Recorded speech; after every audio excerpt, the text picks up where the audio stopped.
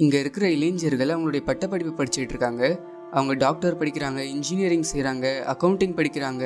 ஒரு மாணவன் சொல்கிறான், நான் வரலாறு படிக்க போகிறேன்னு. அவனுடைய அம்மா அப்பா சொல்கிறாங்க, என்ன வரலாறை படித்து என்ன பண்ண போகிற? யார் உனக்கு வேலை தருவாங்க? உனக்கு எங்கே வேலை கிடைக்கும்? வரலாறுல சம்பாதிக்கலாம் முடியாது, அதை படிக்காத. நம்மளுடைய புத்திசாலியான குழந்தைங்களை, நம்மளுடைய புத்திசாலியான ஆண்களையும் பெண்களையும் எடுத்து அவங்கள டாக்டர்ஸ் ஆக்கிட்டோம், அவங்கள இன்ஜினியர்ஸ் ஆக்கிட்டோம், அவங்கள ப்ரோக்ராமர்ஸ் ஆக்கிட்டோம், அவங்கள ஆர்கிடெக்ட்ஸ் ஆக்கிட்டோம். ஆனால் நம்ம அவங்கள என்ன ஆக்க விரும்பல?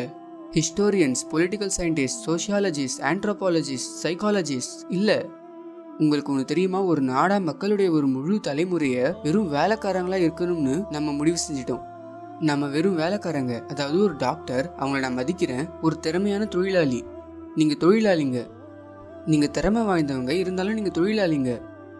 அந்த ஆர்கிடெக்ட் ஒரு சிறந்த துறையில வேலை செய்யற ஒரு தொழிலாளி. இந்த சமுதாயத்துடைய சார்பா யார் சிந்திக்கிறது? யார் சிந்திக்கிறது? உம்மத்துன்ற அடையாளத்தை யார் மீட்டெடுக்கிறது? நம்மள சிறந்த அறிவார்ந்தவங்களை நம்ம பயன்படுத்துறது இல்லை. ஏன்னா அவங்க மற்ற விஷயங்கள் செய்ய பிஸியா இருக்காங்க. நீ இதுதான் படிக்கணும், அதுதான் படிக்கணும். இதுல சோகமான விஷயம் என்னன்னா, நீங்க ஏன் இதை படிக்கிறீங்க, நீங்க ஏன் இந்த துறையில இருக்கீங்கன்னு கேட்டா பெரும்பாலும் என்ன பதில் தெரியுமா?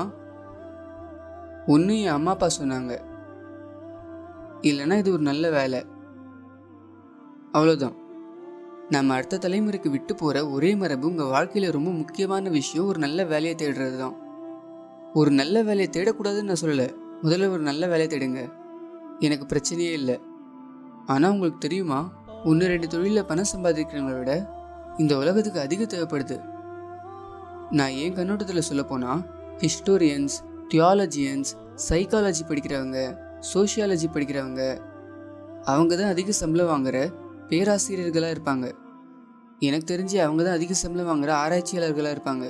ஏன்னா சமூகம் எப்படி வேலை செய்யுதுன்றதை தாக்கம் செய்கிறது அவங்க தான். அவங்க சமூகத்துக்கு வழிகாட்டுறவங்க. இன்னும் அவங்களுக்கு இஸ்லாமிய சிந்தனை இருந்தால் அவங்களால உலகத்துக்கு நிறைய நன்மைகளை கொண்டு வர முடியும். அதனால இங்கே இருக்கிற இளைஞர்களுக்கு அக்கௌண்டிங் படிக்கிறப்போவே மாஷா அல்லா இன்னலில்லாஹி வ இன்னா இலைஹி ராஜிஊன், பக்கத்தில் உங்களால் முடிஞ்ச வரைக்கும் வரலாற்றையும் கற்றுக்கோங்க. மற்ற விஷயங்களை பற்றி உங்களால் முடிஞ்ச வரைக்கும் கற்றுக்கோங்க. உங்களை ஒரு தூய்மையானவராக, ஆழ்ந்த சிந்தனையாளராக மாற்றுற விஷயங்கள். சமூகவியல் படிங்க, அது ஒரு முக்கியமான பாடம். குரானில் நிறைய சமூகவியல் இருக்குது, குரானில் நிறைய சைக்காலஜி இருக்குது, குரானில் நிறைய பொலிட்டிக்கல் சயின்ஸ் இருக்குது. இப்போ ஒருத்தர் சொல்லுவார், இல்லை நான் டாக்டர் ஆக விரும்புகிறேன், ஏன்னா குரானில் எம்ப்ரியாலஜி இருக்குன்னு. ஆமாம், 1-2 ஆயத்தில் அதை பற்றி சில குறிப்புகள் இருக்குது. ஆனால் அது அதோடைய மைய விஷயம் இல்லை. அதோடைய மைய விஷயம் மனித ஈடுபாடு. அதனால இந்த மனித நேயங்கள் இது முக்கியமானது. அதை இஸ்லாமிய கண்ணோட்டத்தில் இருந்து மீட்டெடுக்கணும். இது ஒரு முக்கியமான விஷயம். கண்டிப்பாக வரலாறு எல்லாத்த விட முக்கியம்.